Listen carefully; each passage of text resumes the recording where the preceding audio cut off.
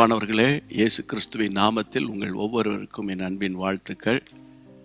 இன்று பிப்ரவரி 2ஆம் தேதி, கர்த்தருக்கு ஸ்தோத்திரம். 2வது மாதம் 2ஆம் நாளில் காலையிலேயே கர்த்தருடைய வார்த்தை உங்களுக்கு சொல்வது எனக்கு ஒரு பெரிய மகிழ்ச்சி.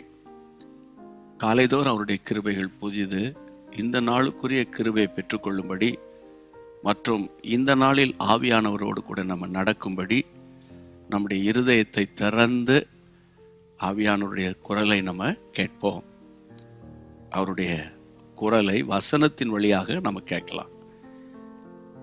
ஏசாயா தீர்க்கதரிசியின் புத்தகம் 50ஆம் அதிகாரம் 4ஆம் வசனத்தில், காலைதோறும் என்னை எழுப்புகிறார், கற்றுக்கொள்ளுகிறவர்களைப் போல நான் கேட்கும்படி செவியை கவனிக்க செய்கிறார்.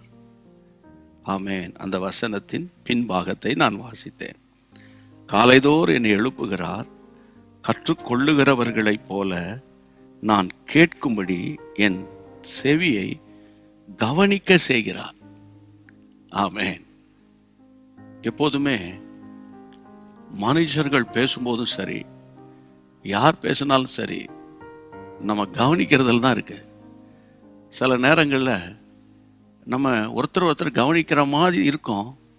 கொஞ்ச நேரம் கழித்து, சாரி என்ன சொன்னீங்க, நான் சரியாக கவனிக்காமல் இருக்கேன், இன்னொரு பார்த்துட்டு இருந்தீங்களே, பார்த்துக்கிட்டு இருந்தேன், ஆனால் என் சிந்தை வேறு பக்கம் போயிடுச்சு, இன்னொரு முறை சொல்லிடுங்கன்பாங்க.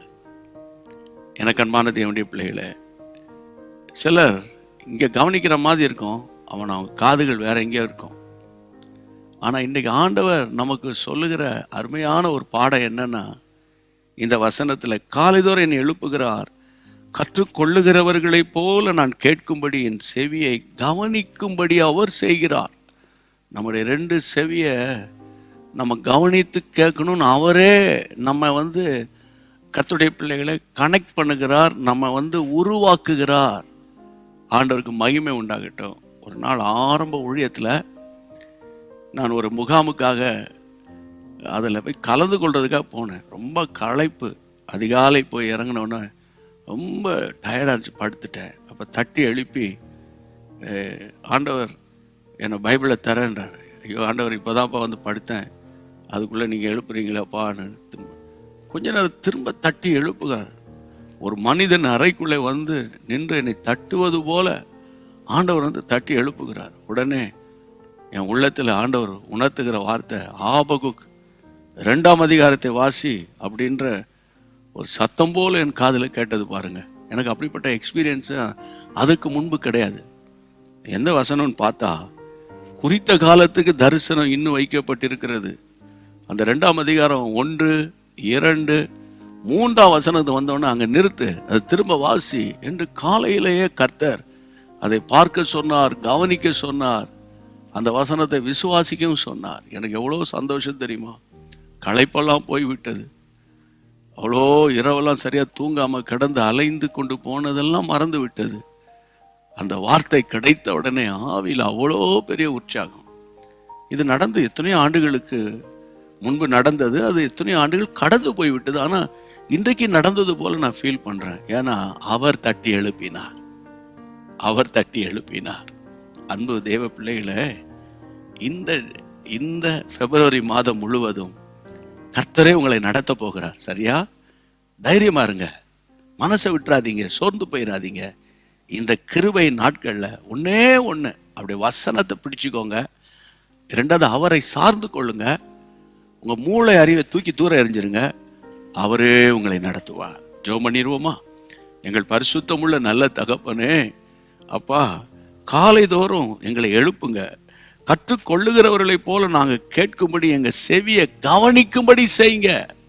அப்பா, நாங்கள் ஆண்டவரே கவனிக்காமல் விட்டுறோம். சில நேரங்களில் உங்களுடைய ஜீவனுள்ள வார்த்தைகளை கவனிக்க எங்களுக்கு உதவி செய்யுங்க. கேட்டதை ஃபேமிலியில் ஷேர் பண்ணி எங்கள் குடும்பம் ஒரு தேவனால் ஆசீர்வதிக்கப்பட்ட குடும்பமாய் மாறட்டும். அப்பா, இப்போ யாரெல்லாம் என் கூட சேர்ந்து ஜெபிக்கிறாங்களோ அத்தனை பேரையும் கர்த்தர் ஆசீர்வதித்து உங்களுடைய பிள்ளைகளை நீர் உயர்த்தி கனப்படுத்தி பெருமைப்படுத்தும். ஜெபத்தை கேட்ட தேவனுக்கு ஸ்தோத்திரம். இயேசுவின் நாமத்தில் பிதாவே, ஆமேன். God bless you. பிரியமானவர்களை மீண்டும் சந்திக்கலாம். அன்பான தேவனுடைய பிள்ளைகளே, இச்செய்தி உங்களுக்கு மிகுந்த ஆசீர்வாதமாக இருந்ததென்று நாங்கள் நம்புகிறோம்.